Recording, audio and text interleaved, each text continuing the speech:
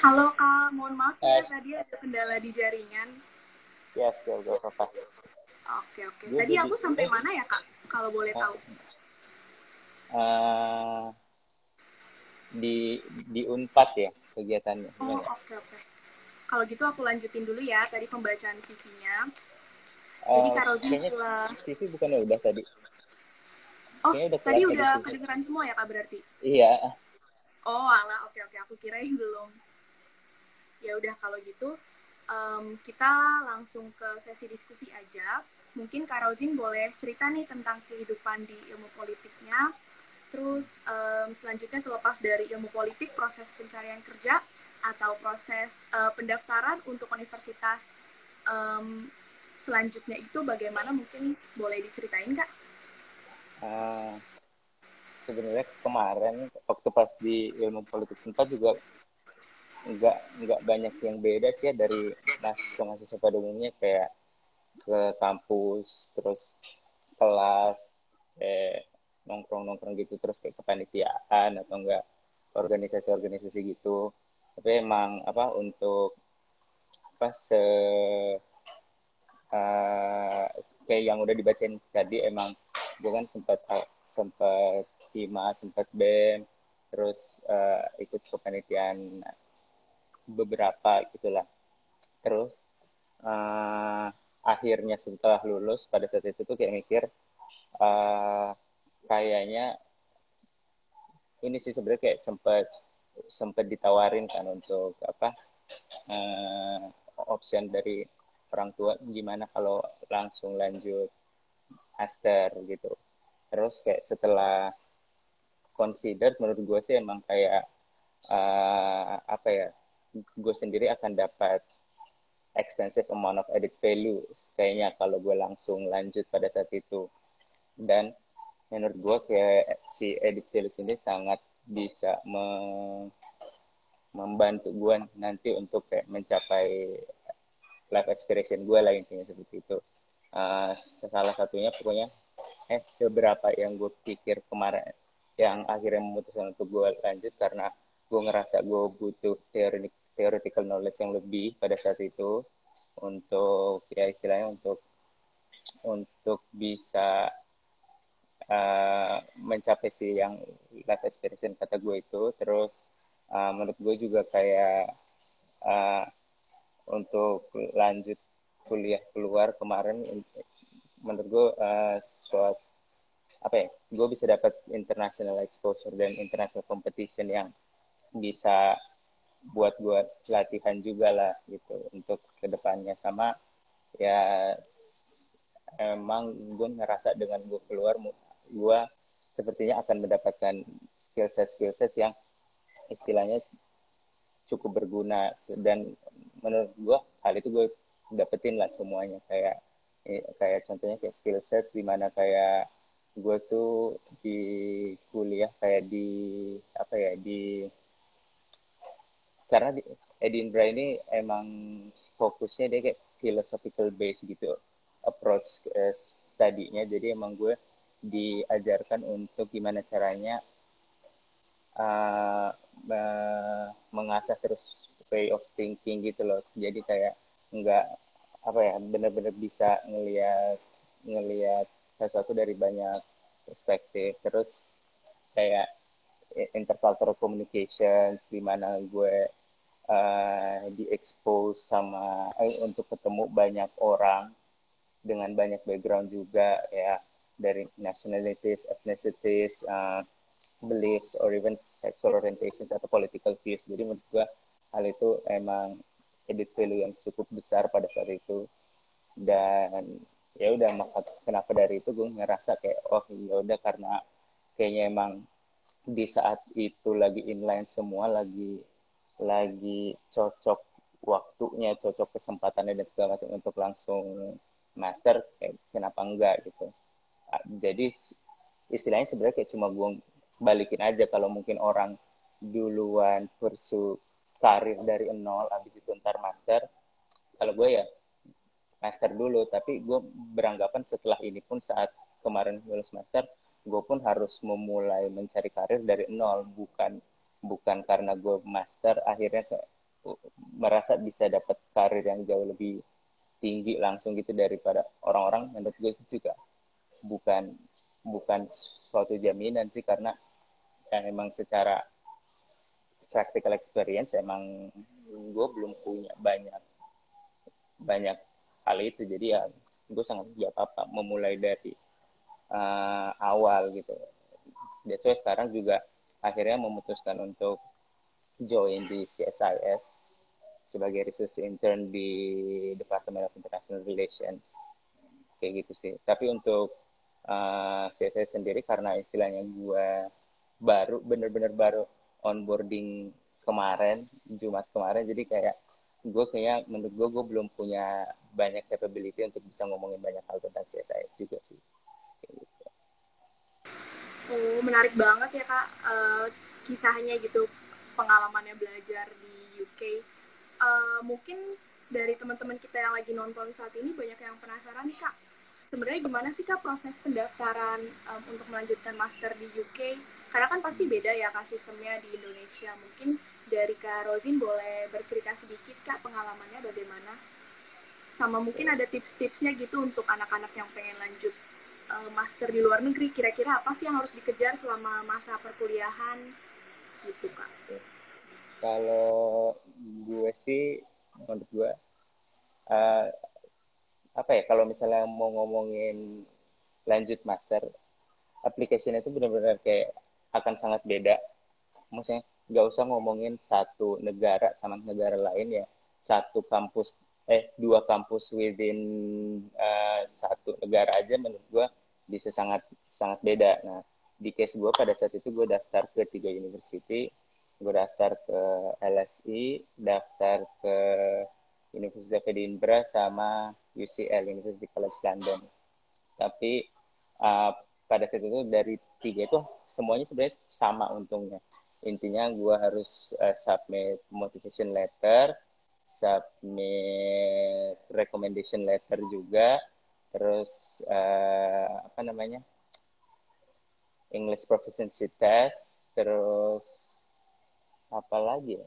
Ya kayaknya itu aja sih, sama istilahnya kayak you have to fill out form yang kayak form sebanyak itu, kayak istilahnya form cuma uh, selama kuliah ngapain aja, terus selama ini ngapain aja, terus kayak ngisi background gitu, biar biar istilahnya uh, biar istilahnya ada equality gitu loh, untuk equality of chances untuk semua orang dapat. Jadi kayak regardless dari nationalities atau beliefs gitu-gitu, pasti akan apa ya, akan dilihat juga kayak komposisi ininya kayak gitu. Terus untuk ininya, tipsnya sebenarnya kalau gue, karena emang udah istilahnya sebuah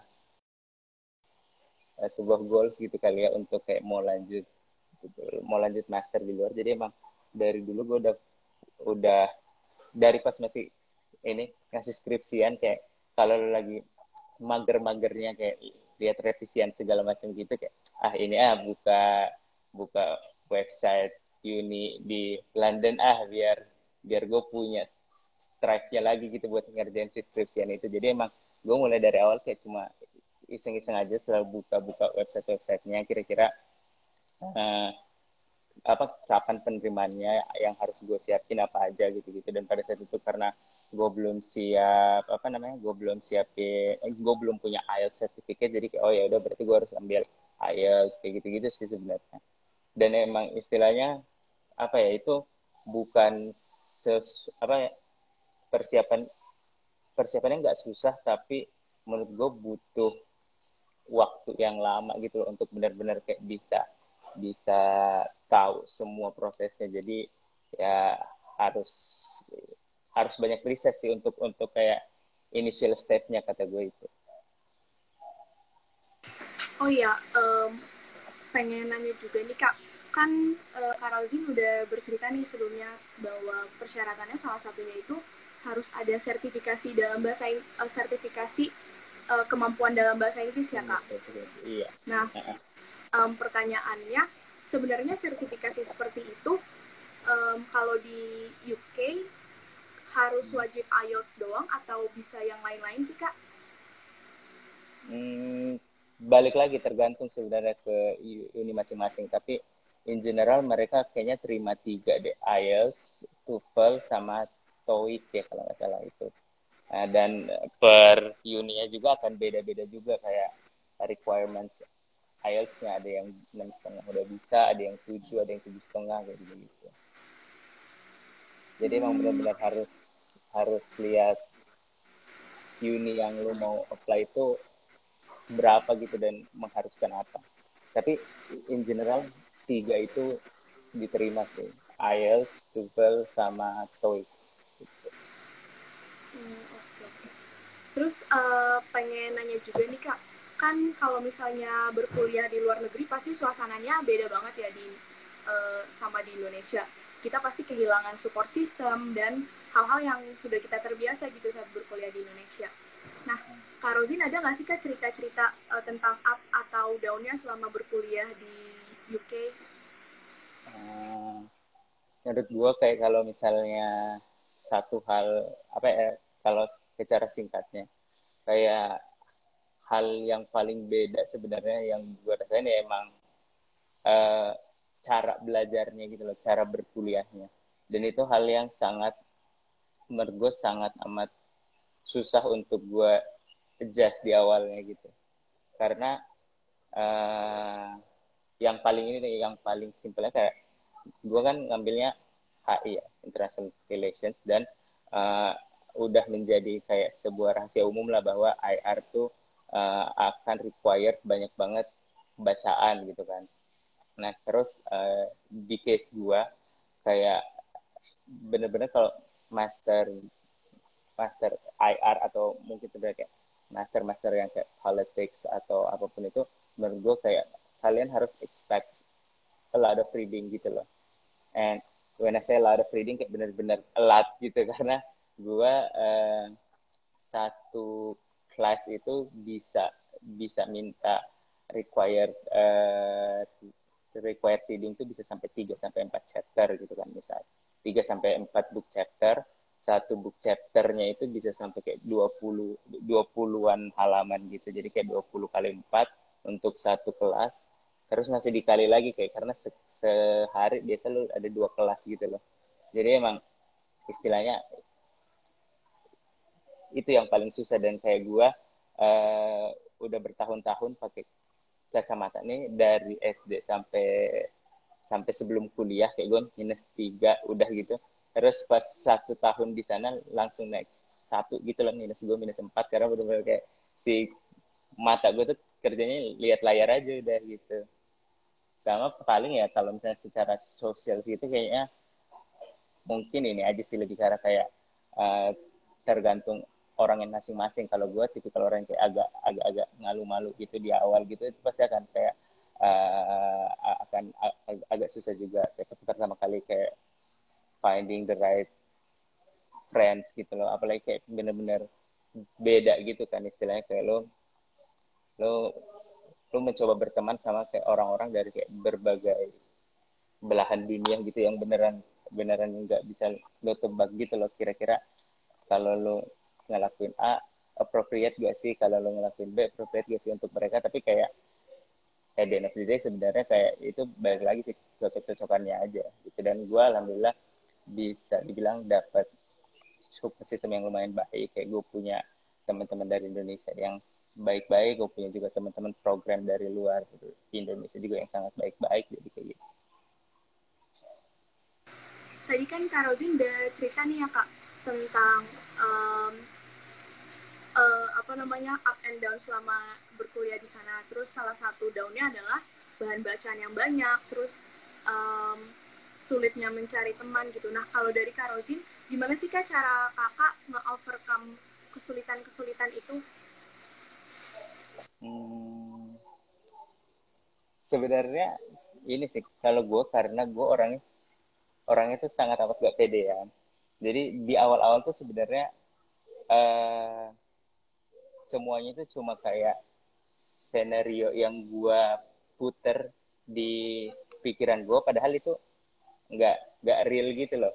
Tapi kayak gue selalu aja bilang kayak kayaknya anak itu nggak mau deh main sama gue, atau kayaknya si kayaknya gue kalau ngomong di kelas kayaknya diketawain deh, kayaknya kurang berbobot gitu gitu kan. Tapi kayak setelah 2-3 minggu, sebulan lah mungkin, gue pas udah di sana, gue udah mulai baca patternnya bahwa kayak ya benar itu kayak cuma skenario yang gue mainin di kepala gue, padahal nggak ada sama sekali. Dan kayak gue bisa melihat bahwa ternyata kayak teman-teman gue yang kayak bule gitu ternyata kayak enggak jauh lebih pinter juga dari gue. Kayak ya ada aja gitu yang lebih bobrok gitu istilahnya kalau di kelas gitu, atau enggak kalau misalnya main juga kayak istilahnya ada aja yang benar-benar sangat sangat apa ya, sangat welcome gitu. Kayak gue benar-benar baru ketemu terus kayak diajakin kayak ini yuk apa main atau ke museum, itu kan hal kayak lah, kan kita baru kenal ya, tapi ya itu berarti emang guenya doang yang selama ini overthinking gitu. Terus jadi emang Bener. istilahnya kalau dari gue ya ininya berarti ya kita harus datang atau memulai ininya dengan right mindset, sorry, right mindset. Oke, berarti kalau dari Karozin cara untuk nge-overcome. Istilahnya itu. Oh, oke oke. Iya gimana?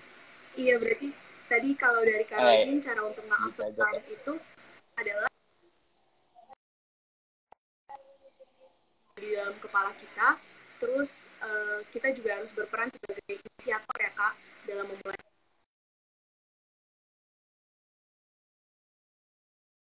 Tadi Gimana Din? Sorry, kayaknya putus-putus di gua. oh oke oke. Sekarang Kayaknya udah udah enggak kok kedengeran ini Kak? sekarang. Gimana?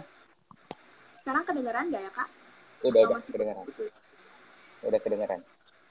Oke. Nah,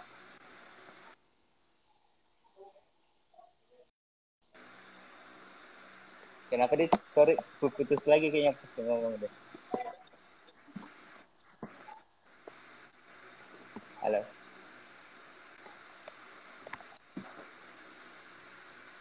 Kak Rozin, suara aku Iya, iya. kedengeran nggak ya? Sekarang udah. Tadi waktu pas lu ngomong bener-bener kayak putus lagi gitu. Tapi sekarang udah kok, sekarang udah. Oh, masih putus-putus nggak ya Kak sekarang? Udah enggak kayaknya, insya Allah. Oke. Karena dari tadi udah cukup banyak nih yang komentar Kak di kolom chat. Mungkin kita bisa buka sesi tanya jawab ya Kak. Tadi udah ada Enggak, ini beberapa yang pertanyaan. komentar juga teman-teman gue doang ini ngasal.